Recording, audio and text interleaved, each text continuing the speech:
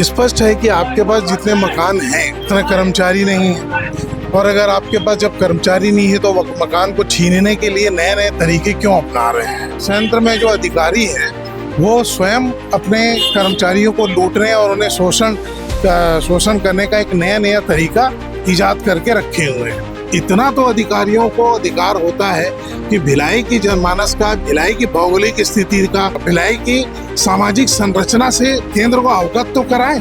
आज अगर टाउनशिप में अंदर आप घुसा दीजिए तो देख करके दहशत खाया जाएगा कि ये भिलाई ऐसा खंडहर है। ऐसी नीति बना करके केंद्र को भेजना चाहिए कि भिलाई उजड़ने से बच जाए, और भिलाई को आप पुनः तो कुछ नहीं देंगे, भिलाई वासी ही इतने पर्यावरण के प्रति जागरूक है कि इसको पुनः एक नया आयाम दे देंगे। नमस्कार, मैं हूं अनन्या शर्मा और आप देख रहे हैं सीजी भास्कर।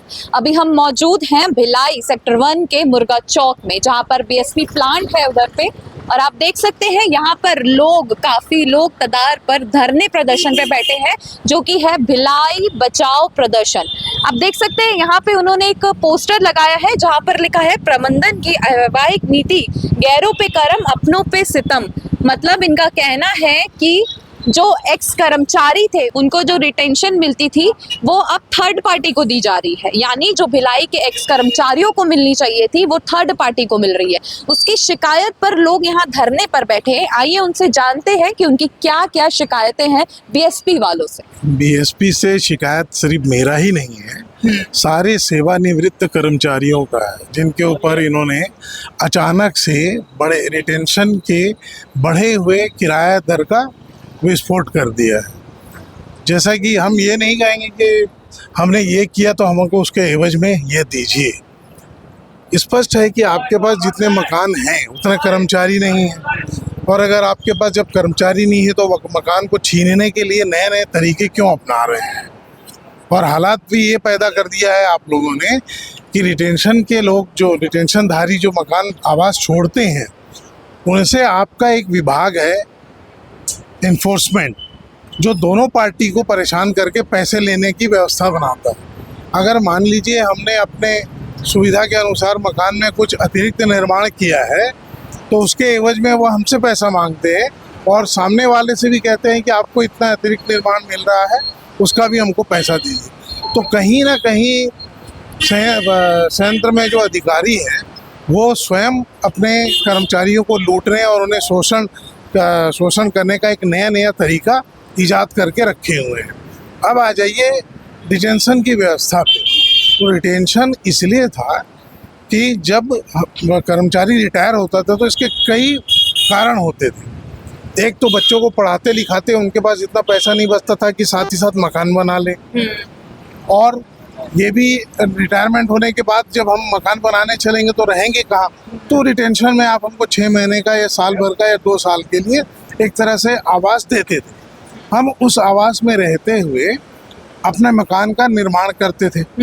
अब आज हालात ऐसे हो गए हैं कि जो पुराने रिटेंशनधारी हैं उनके पास इतना पैसा भी नहीं है कि वो प्लाट ही खरीद सके, क्योंकि उनको जिस समय रिटायरमेंट में जो पैसा मिला था वो 1000 होता था, आज हो गया है लाख और कल हो जाएगा करोड़। तो आप इस तरह से विस्तारित इसको करेंसी को उन पुराने कर्मचारियों को से जोड़ करके उनको लूटने का प्रयास न करें। रहा सवाल उन कर्मचारियों ने जो संयंत्र को दिया है वो एक अपने आप में यानी कि अद्वितीय है। जिस समय मैनुअल चलता था प्लांट, आपको मालूम होगा कि उस समय आधुनिकीकरण नहीं हुआ था, तब भट्टे के सामने भी खड़े होकर के खुद खड़े होकर काम करना पड़ता था, एप्रॉन मिलता था कपड़ा पहन के। आज उन्हीं लोगों की मेहनत और मशक्क़त का नतीजा है कि आज प्लांट ऑटोमेशन में स्थायित हो गया, यानी कि पूर्ण विकसित हो गया, और आज मैन पावर भी कम हो गया उसी उन्हीं कर्मचारियों की बदौलत कि आपको मैन पावर भी कम हो गई जब ऑटोमेशन हो गया। तो आपने ये निष्पक्ष बात कर रहा हूँ कि उनके उन एहसानों का बदला आज इस तरह से ले रहे हैं कि उनको उस आवाज़ से धक्के मार के निकालने की व्यवस्था कर रहे हैं, और कहीं ना कहीं उच्च अधिकारी इसमें आंख मूंद करके बैठे हुए, क्योंकि ये योजनाएं चलती है केंद्र से। अधिकारी तो है उसे यानी मूर्त रूप देने के लिए वो भी कहीं ना कहीं मजबूर है। कल को उनके भी सामान फेंके जाएंगे और उनको भी निकाल बाहर किया जाएगा। किंतु इतना तो अधिकारियों को अधिकार होता है कि भिलाई की जनमानस का, भिलाई की भौगोलिक स्थिति का और भिलाई की सामाजिक संरचना से केंद्र को अवगत तो कराएं कि ये ऐसी जगह है। आप देख लीजिए, यहाँ के पर्यावरण को देख लीजिए, कोई भी आता है तो स्पेशली भिलाई की ग्रीनरी देखने के लिए टाउनशिप का टूर लेता है। आज अगर टाउनशिप में अंदर आप घुसा दीजिए तो देख करके दहशत खा जाएगा कि ये भिलाई ऐसा खंडहर है क्या। तो इन सब से प्रबंधन को थोड़ा बाज आना चाहिए और अपनी नीति हमारे संघर्ष समिति के अध्यक्ष श्री सुरेश जी और 5 प्रतिनिधियों को बिठा करके ऐसी नीति बना करके केंद्र को भेजना चाहिए कि भिलाई उजड़ने से बच जाए। और भिलाई को आप पुनः तो कुछ नहीं देंगे, भिलाई वासी ही इतने पर्यावरण के प्रति जागरूक है कि इसको पुनः एक नया आयाम दे देंगे। आप प्लांट में उत्पादन करिए, इन बूढ़ों को भिलाई में पर्यावरण संभालने के लिए छोड़ दीजिए। आपको ये पैसा भी देंगे, बिजली बिल भी देंगे और भिलाई के एक नए पुराने संस्कार को जीवित भी रखेंगे।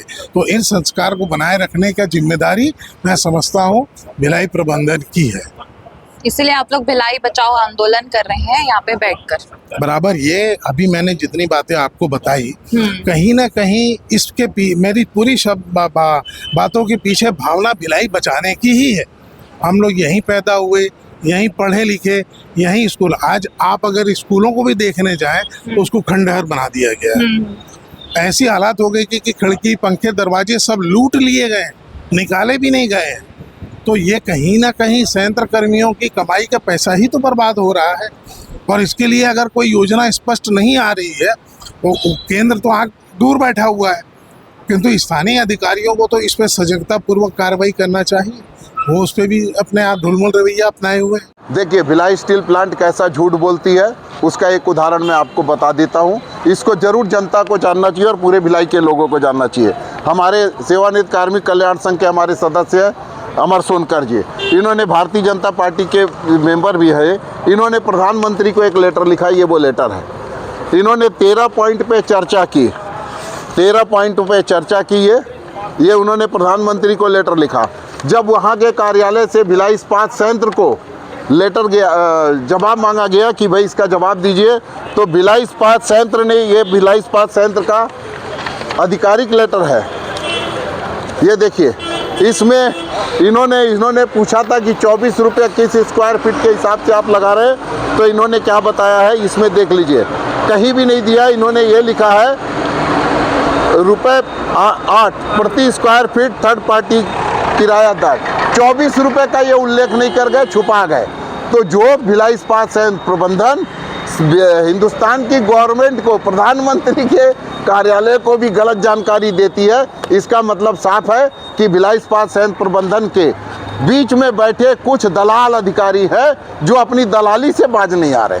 परिवार यहाँ धरना में शामिल हो और क्या करूँ, किस तरह की दिक्कतें आ रही हैं? आज इस चिलचिलाती धूप में तकरीबन 1200 परिवार यहाँ पर उपस्थित हैं। प्रबंधन हमेशा से कहती आई है कि हमारे कर्मचारियों के लिए मकान की आवश्यकता है, इसलिए यहाँ के मकान खाली करवाने हैं।